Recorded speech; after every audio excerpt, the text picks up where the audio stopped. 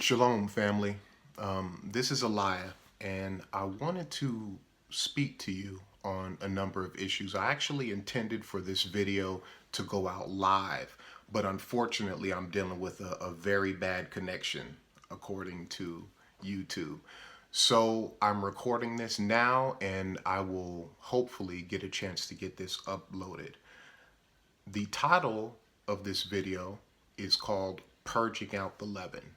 We're on the eve of Pesach, and there are a few things that I want to clarify and get off my chest as we go into this very holy day.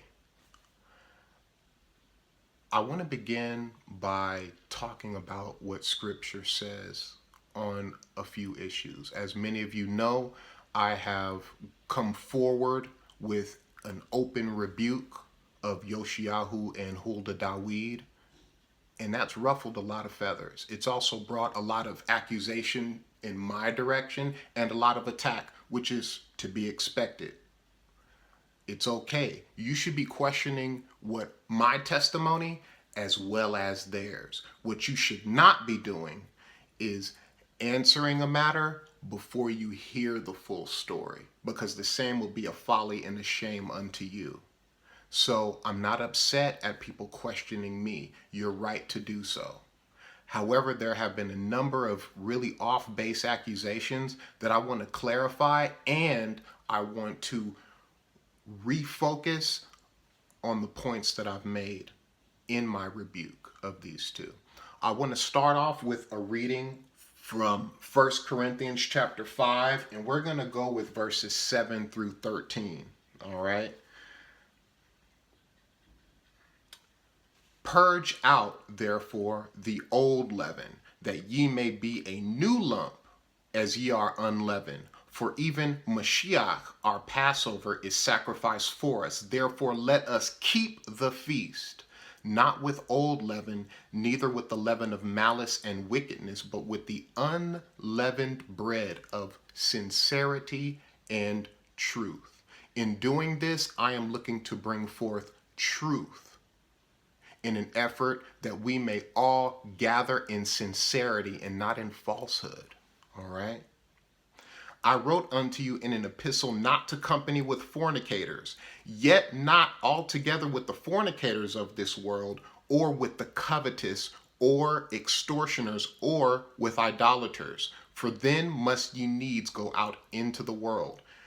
Now that word there for covetous, it means greedy people, people that are grasping, people that are looking to get something out of you, okay? And extortioners, well, those will be robbers or swindlers. You can go ahead and look it up in your concordance on your own time.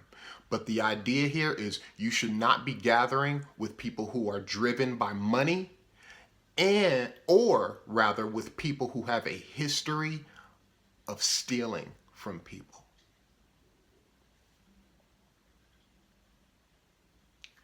Verse 11, but now I have written unto you not to keep company, if any man that is called a brother be a fornicator, or covetous, or an idolater, or a railer, or a drunkard, or an extortioner, again, a robber, a thief, with such an one, no, not to eat. For what have I to do to judge them that are without? Do not ye judge those that are within? But them that are without, Elohim judgeth. Therefore put away from among yourselves that wicked person. In many ways in this awakening, we're glancing over the scriptures.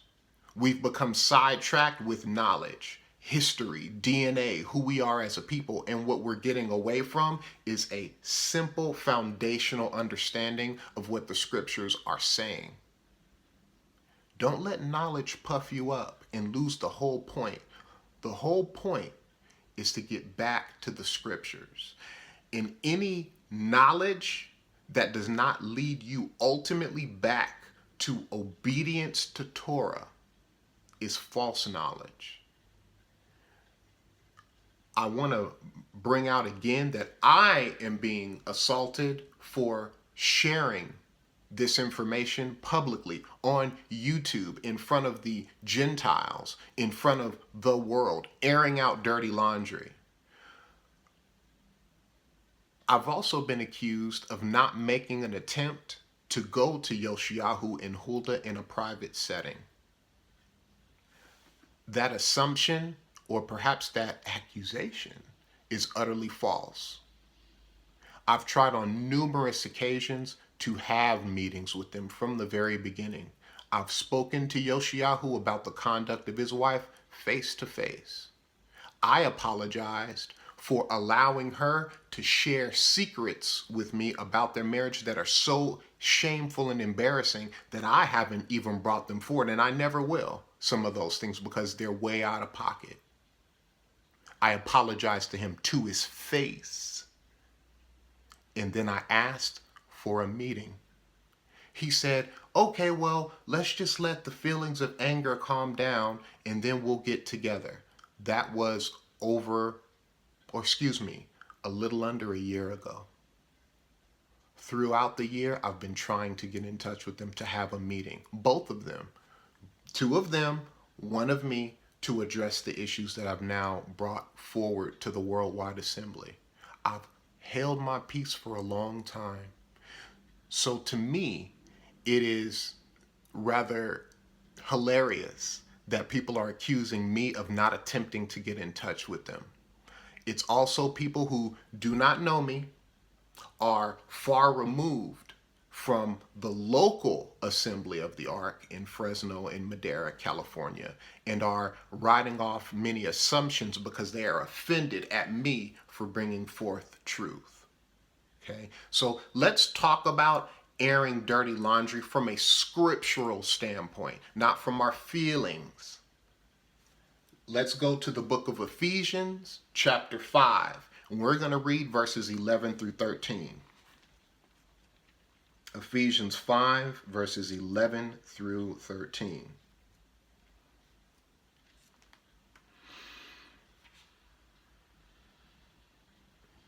And have no fellowship with the unfruitful works of darkness, but rather reprove them. That word reprove means expose. Expose the works of darkness. Expose sin in leadership.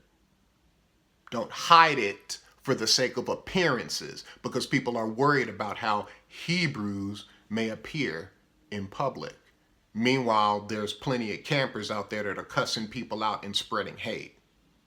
Don't worry. The reputation of Hebrews is already in the mud.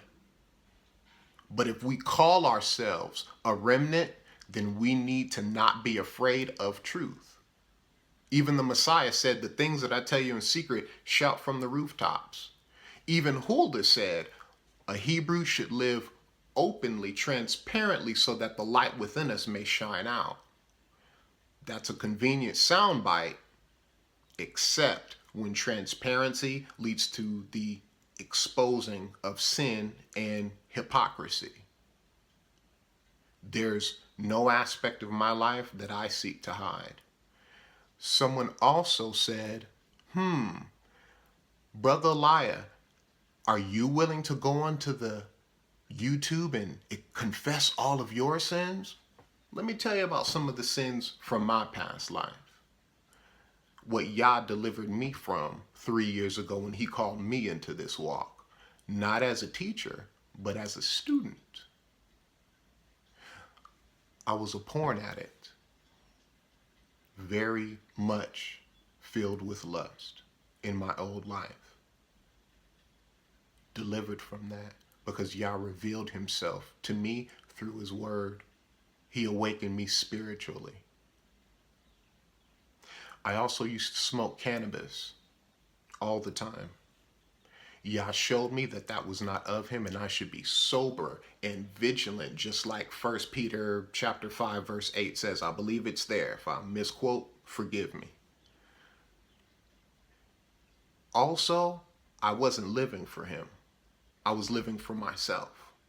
So he stripped everything from me. Many of you know that for a time I was in a homeless shelter. What you don't know is before that, I owned my own home. I was living in Raleigh, North Carolina. I owned a townhome. He stripped that from me. But now he's rebuilding my life. Now I have a wonderful life. You know some snippets of my story.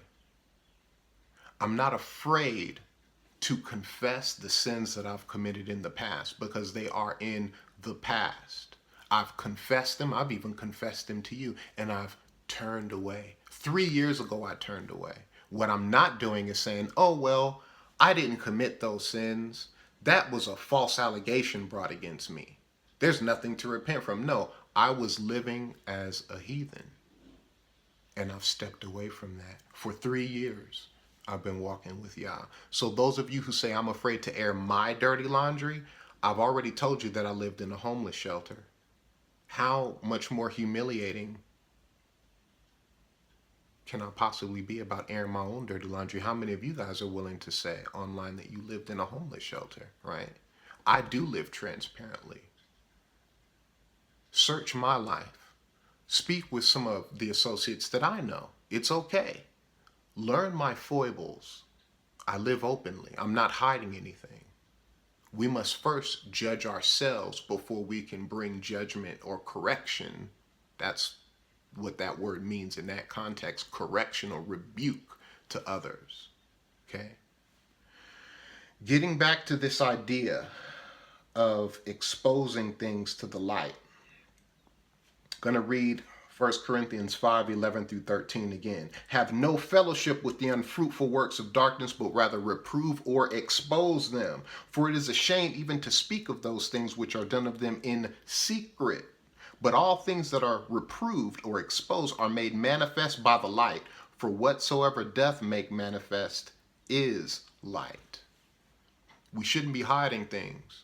We should be discussing them openly. And since we are a congregation that is largely connected by the internet, by these little YouTube videos, we should bring correction through these YouTube videos for the world to see. We should be cleaning up our messes publicly, scripturally.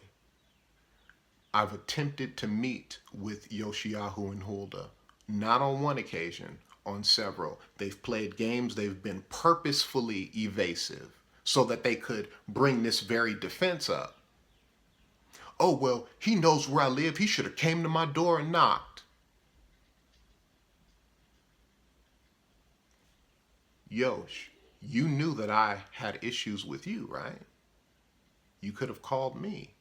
You could have gone out of your way as a shepherd, supposedly, to go and regather the one lost sheep. Leave the 99 and gather the one lost sheep. That's what a true shepherd does, right?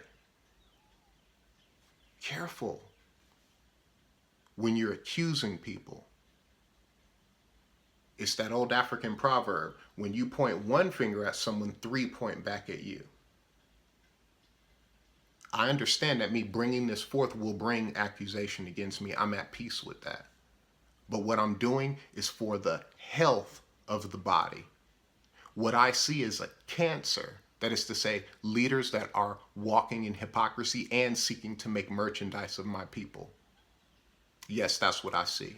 And there's a track record of Yoshiyahu and Huldah Dawid as Maureka and Marvin Davis doing this to other congregations. And I've shown that Huldah stole money from her husband to file for divorce proceedings, which she's since dropped. So she's wasted the congregation's money. It's not a sin against me. It's a sin against us all who've offered money to the congregation and support and labor. That's a sin. It needs to be brought forward for judgment. And if you're angry at me for doing that, I would argue that you lack a discernment of these scriptures. Period.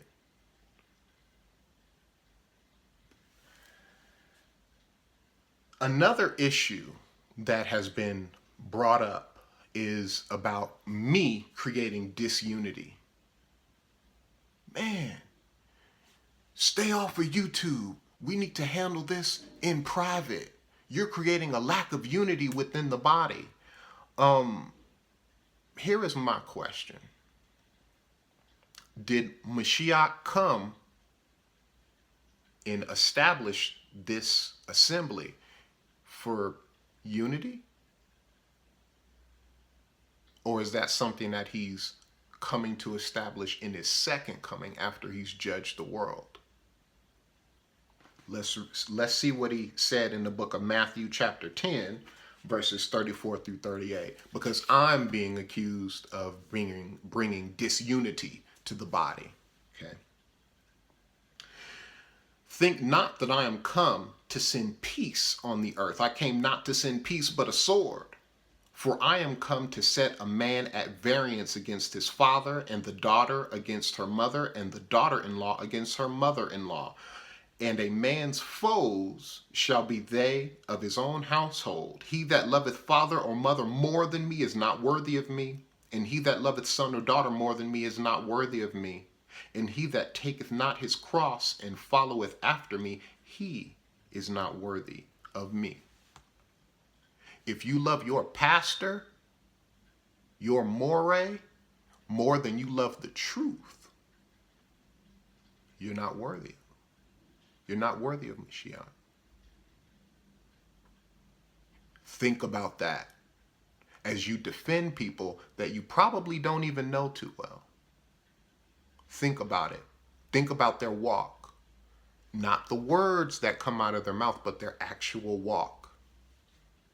Many of you don't even know their walk because they just come to your town, speak a few words, collect money, and move on. But you don't see their walk. And I have a few more things to say in this video on that matter. But my point is, don't come at me accusing me of sowing discord. It's not enough to know a few scriptures. You need to know the whole of the book so that you can rightly discern it, rightly divide the word of truth, right? 2 Peter 2 and 15, 2 Timothy 2 and 15. Study and show yourself approved, that you may be shown to be a workman worthy of his wage, rightly dividing or discerning the word of truth. Let's see what the Bible is really saying, okay? Let's talk about this concept of division again, okay? Let's talk about the brother who brings division, how you should treat him. And maybe some of you should decide to treat me this way, but let's see what the word says, okay? We should all be subject to the word, not our own interpretations of the word. No prophecy of scriptures of any private interpretation. Romans chapter 16, verses 17 through 18 is what I'm reading. Now I beseech you, brethren, mark them which cause divisions and offenses, contrary to the doctrine which ye have learned, and avoid them. For they are such that serve not our master Yeshua HaMashiach, but their own belly, and by good words and fair speeches deceive the hearts of the simple. If I've spoken any lies in what I've brought forward, you should turn away from me. But if I'm speaking the truth and I'm exposing people who say one thing and do another, you should scrutinize them. Don't be offended at me. I am causing division now based on sound doctrine. We shouldn't have thieves leading us. Okay, let's talk about bad leadership and what happens to those who follow after corrupt leaders. Come with me to the book of Isaiah. Isaiah chapter 9, verses 16 through 21. Okay?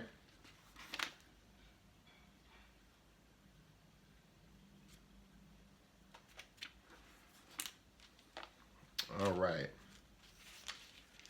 We may not even read all this. I'm beginning to go long.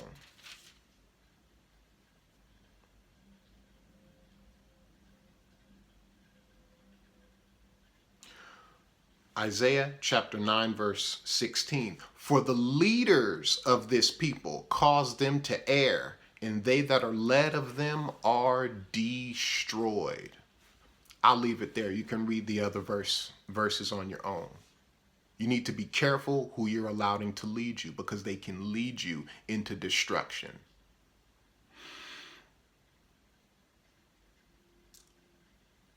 According to the qualifications for a bishop in the book of Timothy, 1 Timothy chapter 3, verses 1 through 5, I launch an indictment against Yoshiyahu. Based on that scripture, I find him to be unqualified. That's why I do not follow him.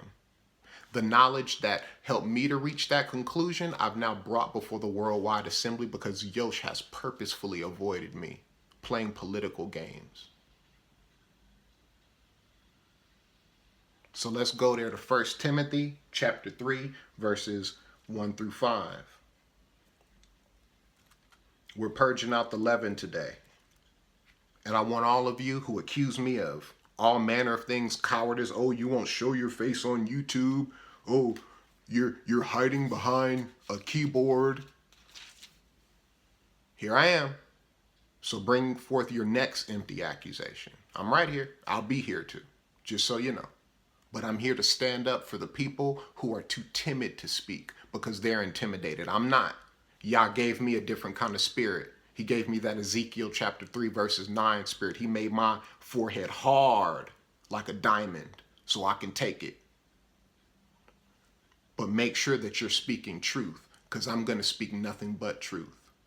I'm under the commandments just like everyone else.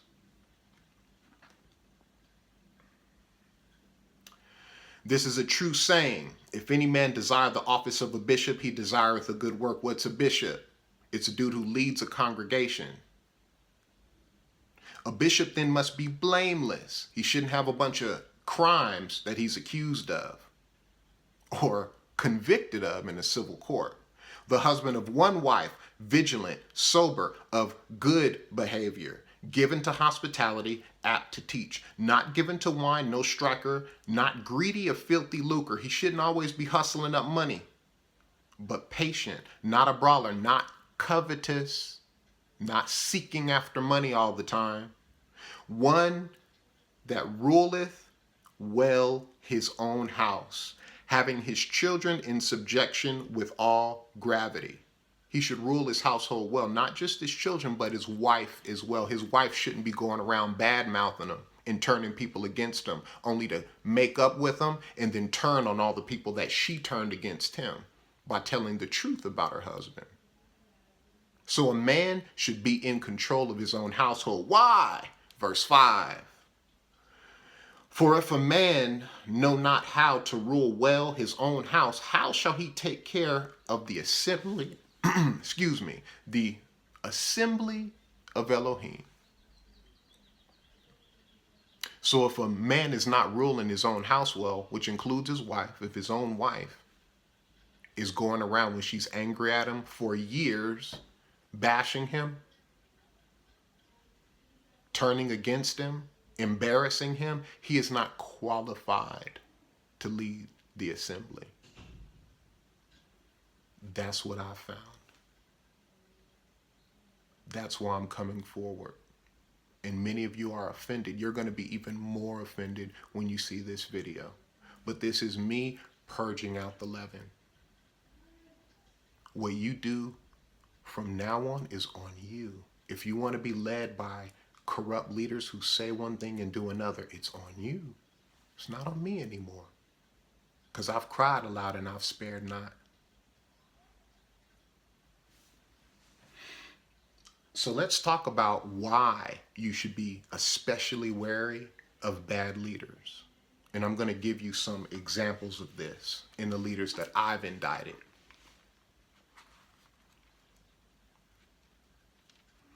Second Peter chapter 2, verse 1.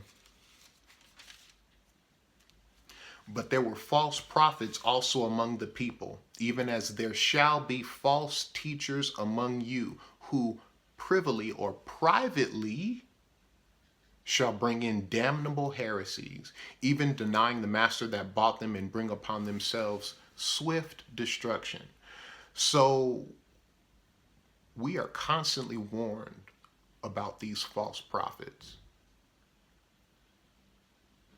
And we're told that they're going to bring in private heresies. When no one else can hear, they're going to talk to you and share with you some nonsense that contradicts the word. Let me give you a few examples of what Yosh and Huldah have tried to teach me. Yosh has tried to teach me that a wife is her husband's property, like a toaster. According to scripture, I'm supposed to be ready to lay down my life for my wife. If my house is burning, I'm running back in for my wife, no doubt. But the toaster, man, the toaster could burn. My wife is not a piece of property like a toaster or even a donkey. She is part of me. But see, a bad leader who's at odds with his wife constantly behind the scenes will try to teach one of his mentees or followers bad doctrine. But see, I knew the word for myself, so I said, that's off. So I didn't receive it. But many of you are unstudied in the word. I can tell by the comments that you're leaving in my comment section. You're all in your feelings and you speak, but not according to knowledge. You speak out of your own heart. This video is for you. Now, another doctrine that is definitely damnable is this concept of buying and selling on the Shabbat. Yosh thinks it's fine to buy and sell on the Shabbat. Oftentimes on the way to congregation, he would stop and get a muffin and coffee at Starbucks. Oh man, it's no big deal. Permissible will, man. No. Let me show you what the prophet Nehemiah had to say about that. It's called the Law and the Prophets, right? So we're going to go to Nehemiah chapter 10, and we're going to read verses 29 through 31.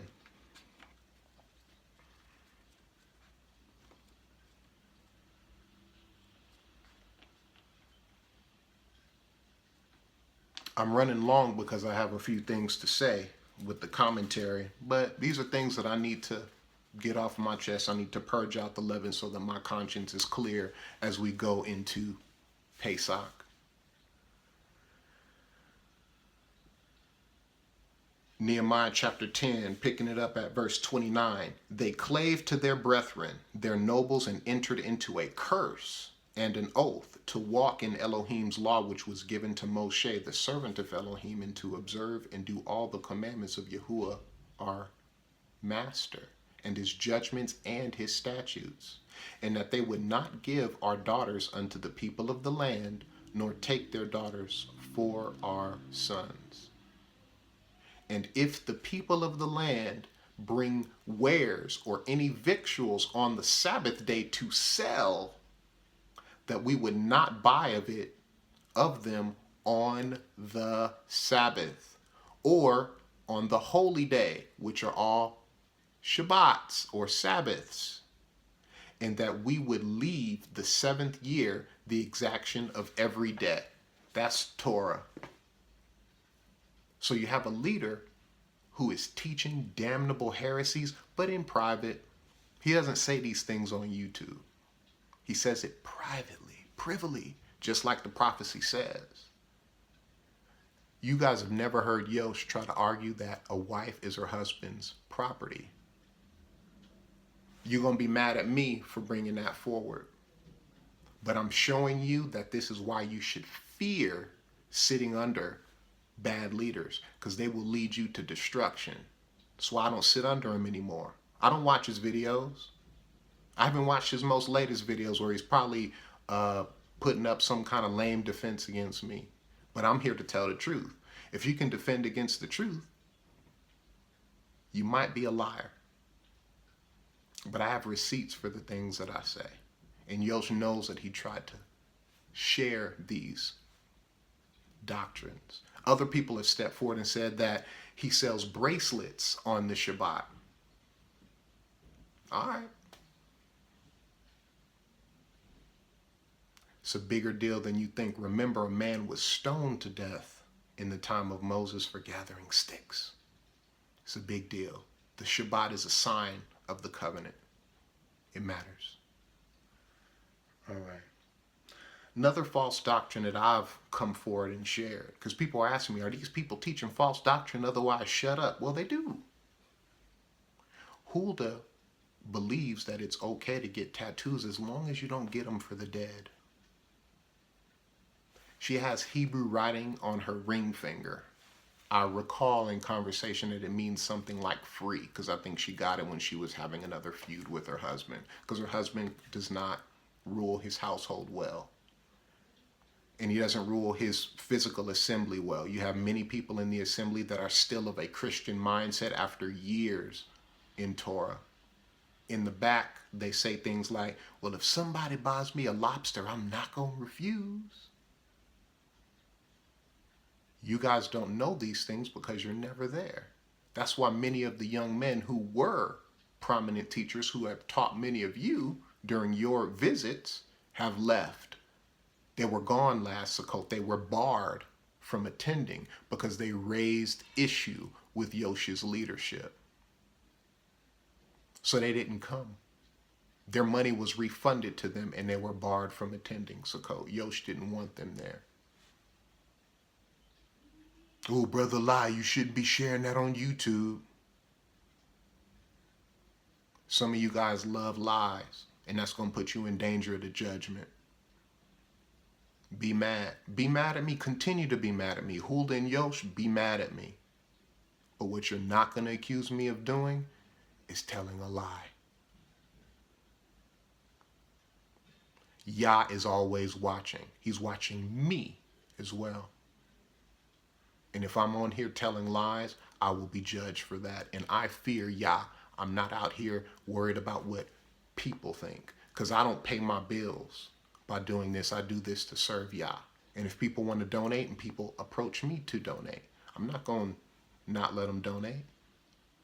Because he that gives a prophet so much as a cup of water receives a prophet's reward. So if people want to bless me, no problem. Yah will bless them. So I get it. But what I'm not doing is calling it tithes and pressuring people to give 10% of their incomes to me because I'm not a bloodline Levite. It's a free will offering.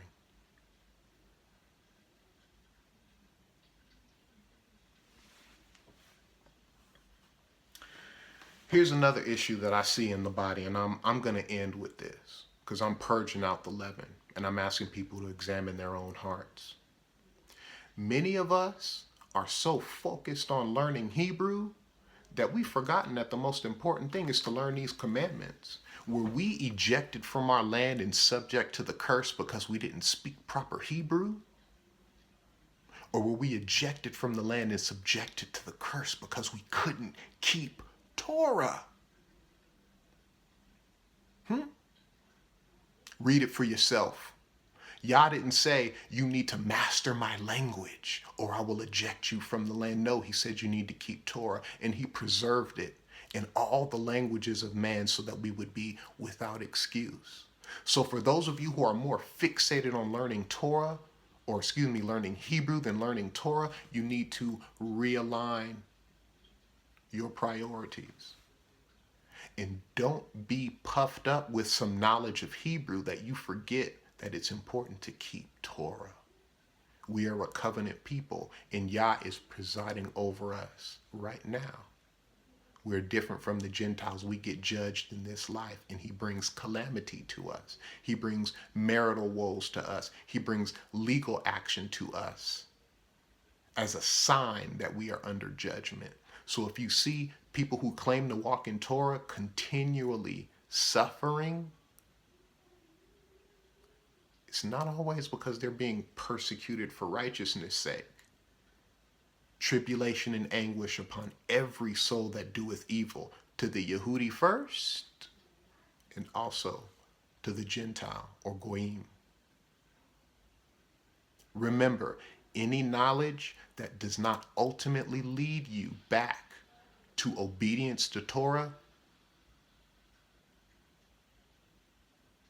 is fluff. It's good to know Hebrew. I study Hebrew for the purposes of biblical interpretation or scriptural interpretation for those of you who are offended at the word Bible. It's good to learn Hebrew. But if you're learning Hebrew so that you can reinterpret the commandments to suit your lifestyle, you've fallen far from the mark. And that's what I've seen. So be careful. As far as Huldah and Yosh go, this is me purging out the leaven. Final word that I want to say. when we bring things to the worldwide assembly, it's not because we're jealous. I'm not jealous of anyone. That's the 10th commandment. But what I am is zealous for truth. I understand that many of you won't like me. Many of you will shoot the messenger. What do you think our people have a history of doing? Remember when Jeremiah told the people, surrender to Nebuchadnezzar. He's the servant of Yah, sent to judge our nation. Surrender to him and it'll go better with you. You know how many people called him a coon and a sellout? You don't have to use your imagination. Go read the book, which is what a lot of you are failing to do. You spend too much time on YouTube and not enough time in this book. You can read it for free on the internet, so you have no excuse. If you're on YouTube, you can go to BibleHub.com and read the book. Consider doing more of that and less YouTube theology.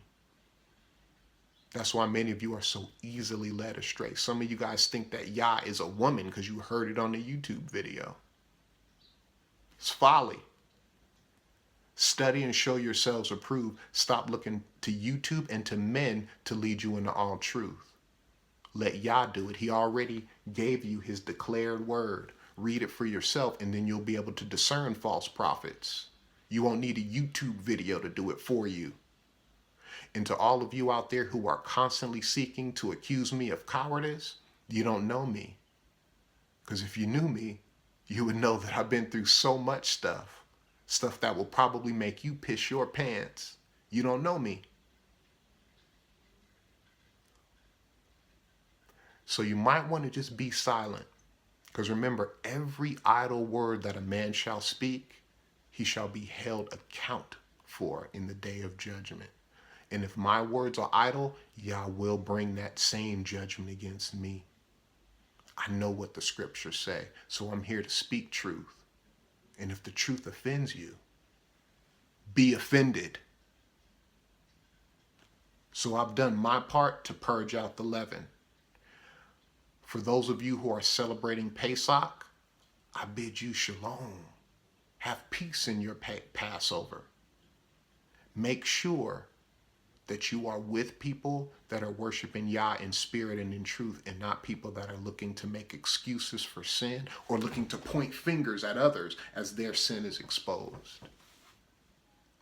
I recognize that I'm not a perfect man, but I'm open to correction. Shalom, shalom.